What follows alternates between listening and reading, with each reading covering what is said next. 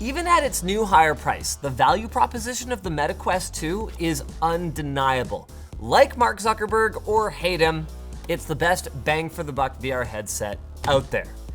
Which I cannot say about the Meta Quest Pro. Coming in at a whopping $1,500 US. This is by far the most expensive VR headset that Meta or Facebook or Oculus or whatever you want to call them has ever released. And while initially I was looking at the price going, how could it possibly cost that much? Now that I've looked a little closer, it's fairly obvious how. Let's start with the controllers. Each of these contains not one, not two, but 3 cameras for spatial tracking, as well as a Snapdragon 662 processor. That's right, each controller has a processor that would be more at home in your smartphone than in a controller. Wow, these are hefty too. On the one hand, I want to call them reassuringly heavy. On the other hand, I enjoy playing Beat Saber, and these are just kind of heavy. We've got charging contacts on the side for the integrated battery rather than a slide-out battery compartment for a AA like we saw on the Quest 2. That's a plus for me from that perspective anyway. There we go. So that's what the old one looks like. And other than that, it'll be a pretty familiar hand shape and feel for anyone who's ever used an Oculus controller. Obviously, a big thing that's missing is this ring on the top. This was for tracking, right? So the headset could monitor the position of the controllers. But now, obviously, if the controllers are doing their own inside-out tracking for the entire room, then you don't need that anymore. That should also mean that the controllers won't suffer from occlusion problems. Like say, for example, if you had it down by your side to reload and the headset's cameras could no longer see its position. I think the wildest thing about these controllers is that they're not even over-spec'd. If you want to process 3 simultaneous video feeds and then calculate your position with extremely low latency in 3D space, yeah, that's probably about what you need. Oh, they have True Touch haptic feedback, whatever that means. I'm looking forward to trying that. And the rated weight is 153 grams. Yeah, that I believe. And the controllers aren't the only thing heavier than last gen. While the optics, Meta claims, are 40% thinner than on the Quest 2, and I'm really looking forward to seeing these optics, man. Their lenses are just, I mean, I love my Index, but they are just so much better than Valve's lenses. The headset itself is about 200 grams heavier. And this has gotta be in no small part thanks to the wraparound headband that seems to be designed for much longer wearing sessions. Now, this is interesting. Okay. The Quest Pro is designed for both VR and AR applications. Meta claims, ew, it stinks. The plastics smell vaguely of like mold. Does it smell like mold to you? It smells like new plastic. Okay. Yeah, out of the box. Probably just manufacturing stain. Yeah. Okay, cool. I mean, to be clear, I didn't think there'd be mold growing on plastic. Like it's not edible, yeah. It's particularly right where the nose is, which is really unfortunate. I'm sure that'll go away in no time though. Sorry, it's designed for VR and AR applications with full color camera pass-through that apparently has 4 times the resolution of the Quest 2, which wouldn't be that difficult. The Quest 2's pass-through resolution is not very good. Oh! Okay. Power adapter, USB Type-C. It's heavy, it's small. Wouldn't surprise me if this is like a GAN power adapter. Yeah, this is a 45 watt power brick. It's tiny, almost certainly using gallium nitride. Hello? What the? Are you pro enough to use the MetaQuest Pro? Can you unravel their cable holder? Okay. Oh! Yeah, there's the integrated charging dock. That's actually kind of sleek. I'm liking it. And, yes, here's our light blocking blinders. This boy goes here, I guess? It's a spatial puzzle, Brandon. I need to get both of these on their things. Yeah, there we go. Together. There. Hey, cool. I wish it had kind of a magnetic lock into place. Ah, the controllers do, but the headset itself, they expect you to be able to align on your own. Oh, in case you don't want to use the dock, they do include a little magnetic charging cable that you can use to charge the controllers independently if you want. Where the devil is the port on this thing? Obviously, for augmented reality, you don't mind having light spilling through, right? See, I'm quite open to the surrounding world. But for VR applications, that's a little less desirable. So they include these little rubber light blockers that can be installed on both sides of the headset. I see what looks like little things. Oh, is it magnetic? Ooh, okay. That's pretty cool. And that is quite a bit more isolated, but there's definitely still some gaps. They're apparently still working on a full enclosure that will block all outside light. For now, I mean, and this kind of makes sense given the professional targeting of this headset, it's intended, I guess, more as an AR headset or for like, you know, your corporate VP to come in and preview a design or something like that. So very business environment type use rather than, you know, full immersion for hours at a time at home kind of use. Which isn't to say that some people won't try to do that. Yes, it's $1,500, but if the index has taught us anything, it's that VR enthusiasts will spend. And on paper, this thing should actually offer pretty good performance in some ways, not as good in others.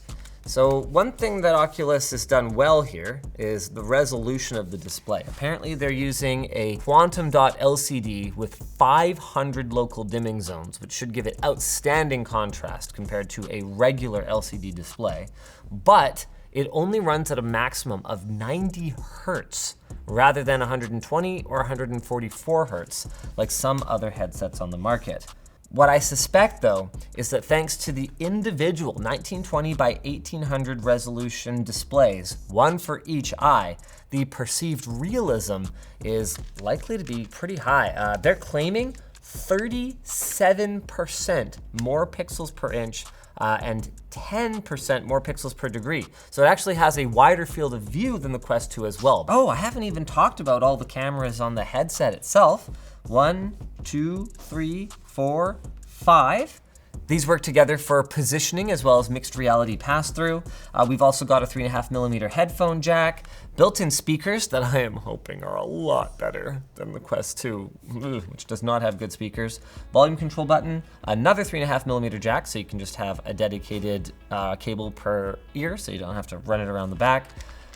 This doesn't seem to be like removable in any way if you wanted to substitute the strap. I bet there is a way to do it if you really want to. Holy crap, I can already tell just looking at these lenses, I'm gonna love them. Like I can't even see the Fresnel circles or anything like that. They just look clear. Whew. Okay, here we go. Where's the power button at? Oh, wow. You know what's kind of wild? The pass-through is so good that it wasn't even really bothering me that I had a headset on. So immediately when you pop into VR, you've got mixed reality pass-through, and like obviously I can tell I'm looking at a video feed rather than the real world, but what is happening right now?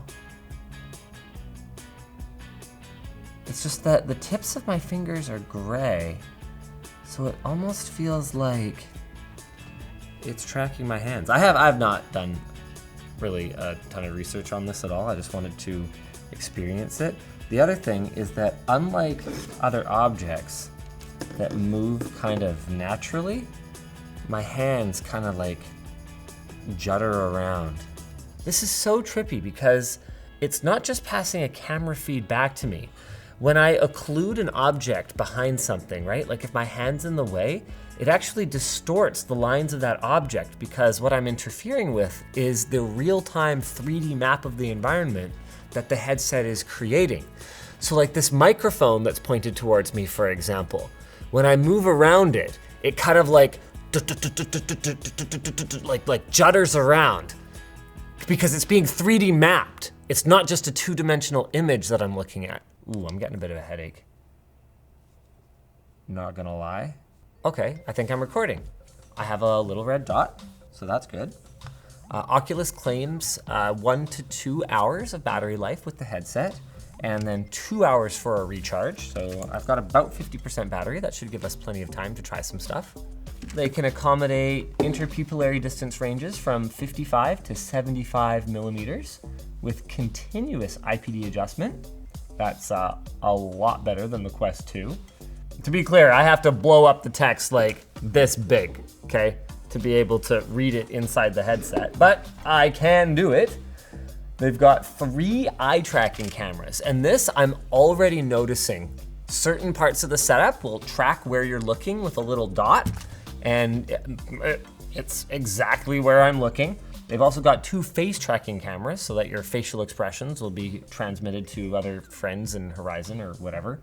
This is the 256 gig version, and unlike the controllers, it uses a Snapdragon XR2 processor that Meta claims is, what did they say, 50% faster than the Quest 2 or something like that? XR2 Plus, 50% more power, okay. It also has 12 gigs of RAM. I am wearing more RAM than I would have had in my entire house like 10 years ago. Oh, on that note, I haven't even discussed the clarity of the image. It's really good. I can definitely see a little bit of fringing on the top of white text, particularly up at the top.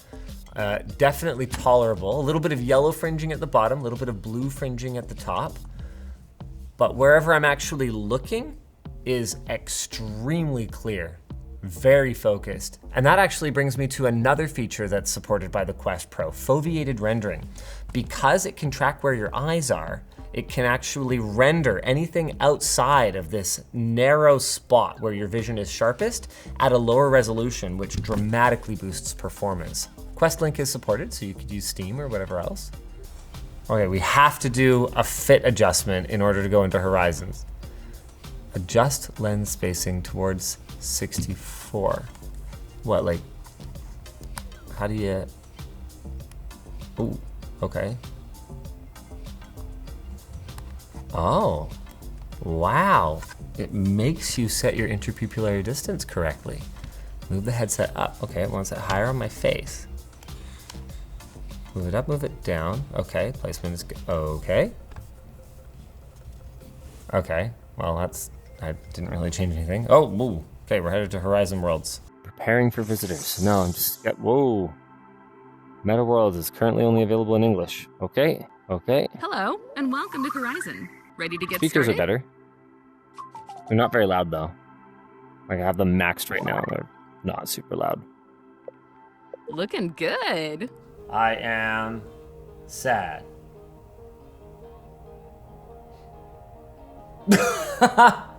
Okay.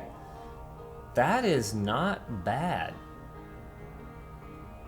Can I raise one eyebrow? Yes. Both? Like squint. I can't detect the tongue. But frowns, yes. Oh, and it manages to work around the beard, which is pretty impressive. Like, obviously, it's not on par with the latest, like super sophisticated mo-capped games or anything like that. But if you enunciate and you really move your mouth while you're talking, it's pretty on point. Being able to gauge the attentiveness of someone that you're talking to and get real reactions instead of saying LOL, saying ROFL, that's has the potential to be a total game changer in terms of online interaction for sure. With that said, video chat, totally a thing that exists. But video chat doesn't give you the same kind of anonymity that chat rooms do, which is why Discord is like totally still a thing. Could this be the best of both worlds? Most people won't know because it's $1,500 US. Oh, I'm still on the mirror. Oh, and I'm still telling you about our sponsor. Thank you, SecretLab, for sponsoring this video. SecretLab chairs are designed to keep you comfortable for those long nights of work and play. The Titan Evo 22 series chair offers 4-way lumbar support, comes with a magnetic memory foam head pillow, and is offered in different upholsteries like hybrid leatherette, softweave fabric, and Napa leather. Best of all, a 5-year extended warranty is included, along with a 49-day return policy, so you're covered if anything goes wrong. Oh, I could be using my hands to talk. Head to the link in the video description to check out SecretLab today. Okay, house rules. No vulgar profanity or graphic sexual topics. Performances may be recorded and shared on social media. Sign up for 3 minutes of stage time. Is my mic live? Ooh, we're gonna mute my mic here real quick. Roses are red, violets are blue. Yes, like you gotta know where you are. Oh right, there's facial tracking. I probably shouldn't be making this face. There's a bunch of people out here. I've been moving a lot faster myself. $49.99 a month. What? Nice. Where do you live again? Good for you. Central Florida. In It's Florida, fiber you optic get that network coming cheap? straight into my house. Sound quality? Based on how these guys are coming through, I would say the mic quality is quite strong. The positional audio is excellent. I can really tell where people are talking at me from. I'm still muted, right? Oh, thank goodness. I don't know what's more surprising to me, the fact that Meta has spent billions of dollars creating something that like a handful of people are using, or the fact that people are unironically actually using it. This 100% reminds me of the Palace. It was a 2-dimensional version of this. The world we're in right now, that was called a palace, okay? And then palaces had rooms, and you could actually navigate around the different rooms by like clicking from one to the next. So, and they would be themed, like a living room and a dining room or whatever else, right? It's the Palace, which was a predecessor to Habbo Hotel, for those of you young kids. So you can wave at people. Okay, sure, I waved. This is weird. This is weird, man. Maybe this is only so bizarre to me because I don't hang out, you know, don't really like have friends. There's definitely some bugs. I found a little sign that said network connection lost in the middle of the courtyard. How do I get out of here? Menu.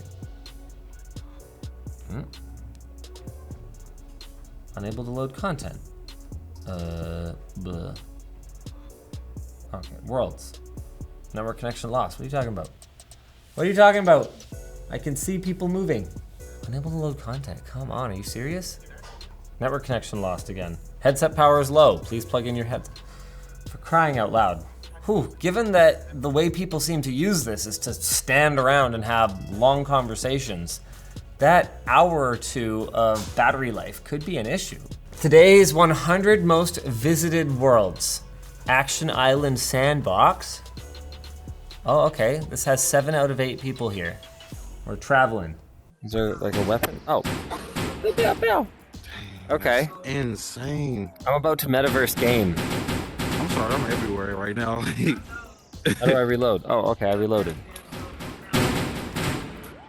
What the crap? Down here. Oh, that's out of ammo. Oh, I dropped my pistol. I'm gonna go for a swim. Okay. I am swimming. Oh, good graphics. What's this? I'm jumping. Shot! Ah, I died! How did I pick up the shotgun? Punching the walls. Wow, a lot of really... I'm actually gonna... Bet. She's Grenade. kicking it. No! Boy. No. Look, why? Now, did you... Come on. That is incredible. And I'm dead. What? Now I'm New holding a faces grenade of and a comedy. pistol. I like Do I not have any ammo? No, I'm gonna knife this guy. What is happening right now?